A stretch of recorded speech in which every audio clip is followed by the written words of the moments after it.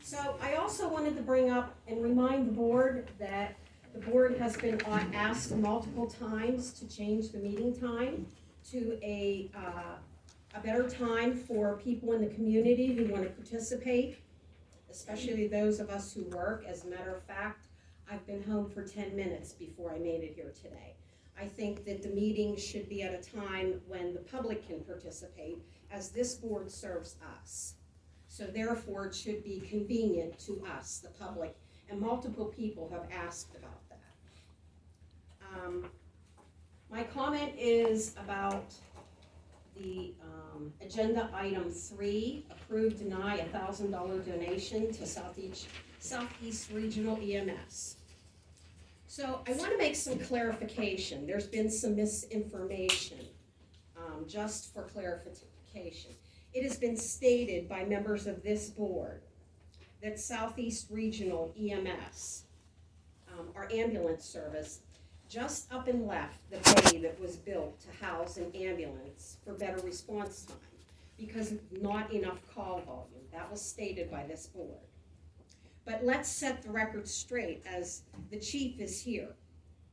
Southeast Regional EMS was asked to pay $12,000 a year rent, $1,000 a month.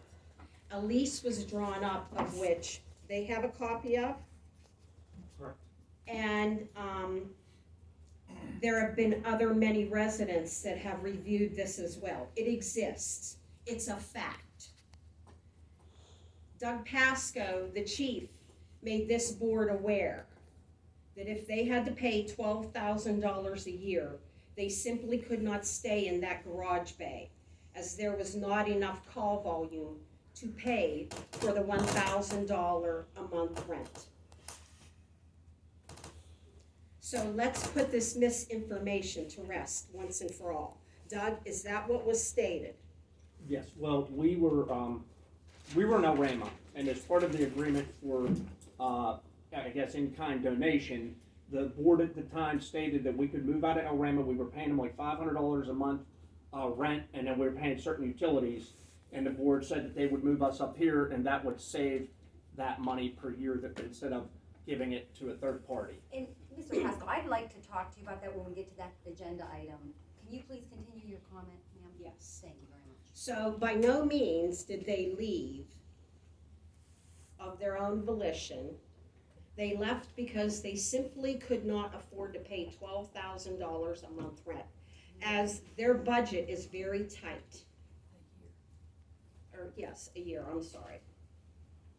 And so by looking at tonight's agenda, it's pretty clear that despite the opinion of a consultant that we, the taxpayers, paid for, and the wishes of many taxpayers, that this board is refusing to pay their fair share for this vital life-saving service. There are 9 participating communities with serums, am I correct, Doug? Yes. One of which is Union Township. All of them except for Union Township have agreed to pay their fair share, gladly agreed. Union Township's fair share is $30,000, which is a measly $5 per resident. I wonder if this board would refuse to pay for some of the other services in our community. And when you refuse to pay your bills, you get no service. And I may remind the board that the buck stops with you 5. No bills get approved without a vote. And here's some of the bills that have been approved without any question whatsoever. $12,176.90 to Sweat Law Office. $280 to TASAC Law. These are your bill pays from 2021. Harshman CE Group, $42,690. Harshman CE Group, $10,000.